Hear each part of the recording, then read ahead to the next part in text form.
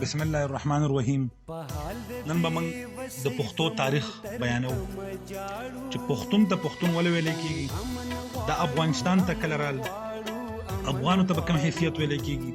پټانو ته څنګه ویل کېږي، په دې باندې موږ خبره کوو. دا غرونه تاسو یې نه یو دته ویل کېږي کوی سلیمان، دا ډیر مشهور غرونه دي.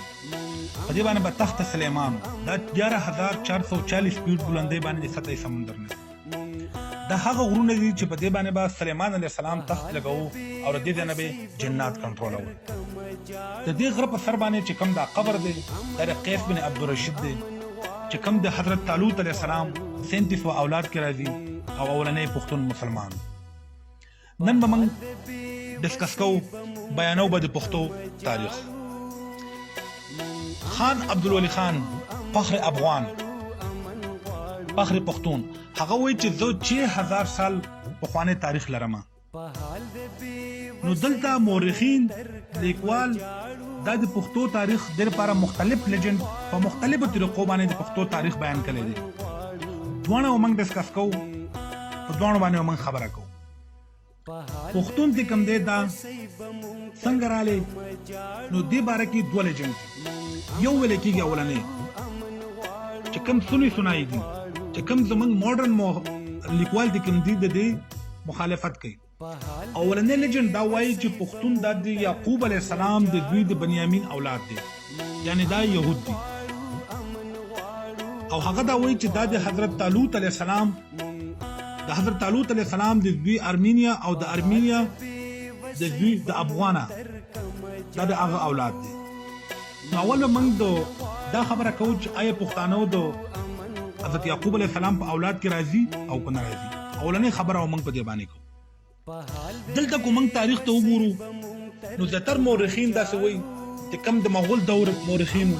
لیکوالو هغه دا وایي چې پښتون ته کم د حضرت یعقوب علیه السلام اولاد دي او دا يهود دي. دا افغانستان ته څنګه رالو، نو چې کله به فلسطینیانو په يهودو باندې حمله کولې نو حضرت طالوت علیه السلام د کوم دی دا به هغه ته سیسه دیوارو دا به بچ کول. د حضرت طالوت علیه السلام دوی افغانه د دې پرورش حضرت داوود علیه السلام کړو. حضرت داوود علیه السلام دوی سلیمان تکله حضرت سلیمان علیه السلام تکله بادشاہ شو، حکمران شو، نو هغه تکم دی افغانه د خپل ځان سره چیف اف آرمی سټاف واغستو، یعنی فوجي کمانډر یو ځان سره واغستو. نو بیا دلته چې کله به د عراق کوم حکمرانو هغه په اسرائیل باندې حمله وکړي او هغه 100,000 اسرائیل د کوم دي دا قیدیان کړ او په عراق په دغه علاقو کې ولا زین ورکلته آباد کړ. په دې کې بیا د تر کوم اسرائیلو يهوديانو هغه وتښتیدل، سپو سعودي عرب کې آباد شول، په مکه او مدینه کې چې الته هم د خیبر قلعه موجود ده، او سو افغانستان ترال په افغانستان کې آباد شو. دلته هم زموږ سره خیبر موجود ده، سب افغانستان کې آباد شو او سب مکه مدینه کې آباد شو. ته دیو په خپل منځ کې روابط او خط لګل او جوابونه لګل د هر څه موجودو. بیا د کوم قیس بن عبدالرشید دی چې کوم 37 نسل طالوت علیه السلام کې راځي، هغه د رسول الله صلی الله علیه وسلم سره ملاو شو، هغه له کوم لقبات ورکلو، کوم انعامات ول ورکلو، صحیح شو. به دا ټول مشترکه مسلمانان شلو. نو دغه د پښتون د کوم مسلمان سایډ دی دغه به موږ وروسته ډسکس کوو. بني اسرائیل په افغانستان کې د کلرال نو په دې کې د یوې قبیلې نومو بني پښت، دغه ډېر زیاته مشهوره قبیله وو. بیا د ټولو د نوم ورکو پښتون ورکو. نو دا پښتون لفظ ته کوم دی دغه نه هم راغلی دی. په دویم لحاظ باندې پښتون دې ته ویل کېږي د کلام محمد. دویم لیجند دا وایي چې کلام محمد بن قاسم په سن باندې حمله وکړه او دغه د مدد لپاره پښتنو ډېر اهم کردار ادا کو، پښت باندې وکړه او دغه د وجه د پښت باندې به د پښتون نوم ورکو چې د محمد بن قاسم د خلکو مدد وکړو. نو زمونږ ته کوم ماډرن مورخین دي هغه دا وایي چې پښتانه د کوم دی د بني اسرائیل اولاد نه دي. پښتانه په خپل د علاقې خلک دي، د دیو 6000 سال پرانا تاریخ دلته موجود دی. نو هغه څه کې هغه دا ټول کوم د مغول بادشاہ د جهانگیر په دور کې چې کوم کتابونه لیکل شو هغه ټول ډیر ځکه چې دا منګړت کہانی نه دي د پښتون تاریخ ته کوم د يهود سره هیڅ قسمه تعلق نشته په دې کې د ټول اولنې سید الله جان برق چې یو بهترین کالم نگار او مفکر دی هغه دا وایي چې هغه په خپل یو کتاب کې نسلیات هندوکش کې دا اعتراف کوي چې پښتون ته کوم دی دا د چا نسل نه دی نه د چا اولاد دی نه د يهودو دی نه د یونانیانو دی هغه وایي چې هغه کس پښتون دی چې کوم د پښتنو په علاقه کې اوسېږي چې افغانستان او پاکستان په حدود کې دي بل د کوم ویسټرن رائټر دی هغه هم د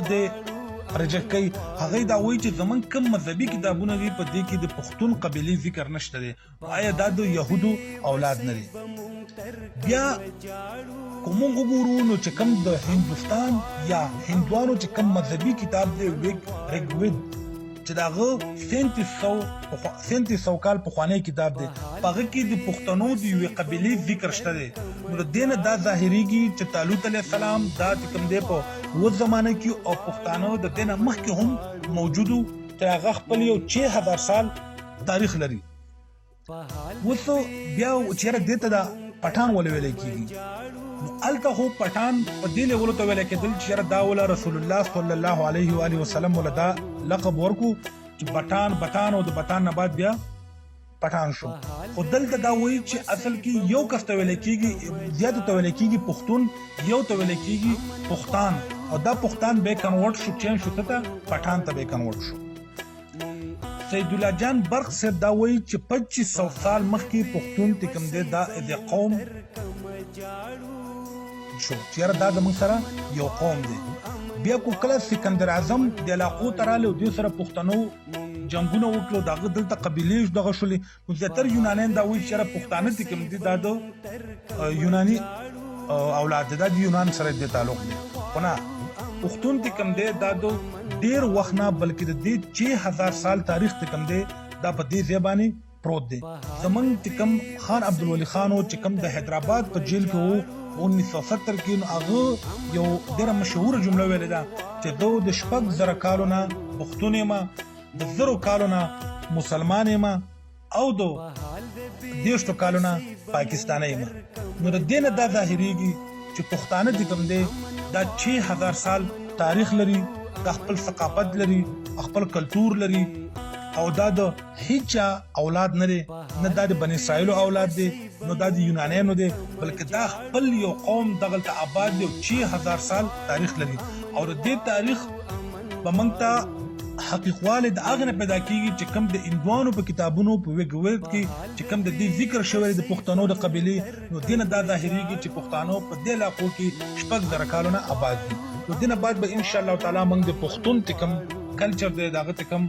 زبان دی په دې باندې به هم من خبرې کوو موږ به ډسکس کوو دا دوه لیجند تاسو ته موږ د پښتنو پیش کړو چې یو دی دا وایي چې د بنی اسرائیل اولاد دی بل دا وایي چې دا د قیس بن عبدالرشید اولاد دی او ماډرن ته کوم زمونږ د پښتو رائټر دی هغه دا وایي چې نه پښتانه خپل آباد شوی خلک دی دغلته صحیح شو او دغه بل دا چې یو ځکه خو ته افغان په هغه لحاظ سره ویل کېږي چې دا د افغان نه کوم د حضرت طالوت علیه السلام نوسیو دغه د وجې دا نه مورخین دا وایي چې نه افغان او ته په دې لیول باندې ویل کېږي چې پښتانه کې کوم دی دا اسونه ساتي اسپاګان او دغه اسپاګان لپس ته کوم دی دا به کنورټ شو ته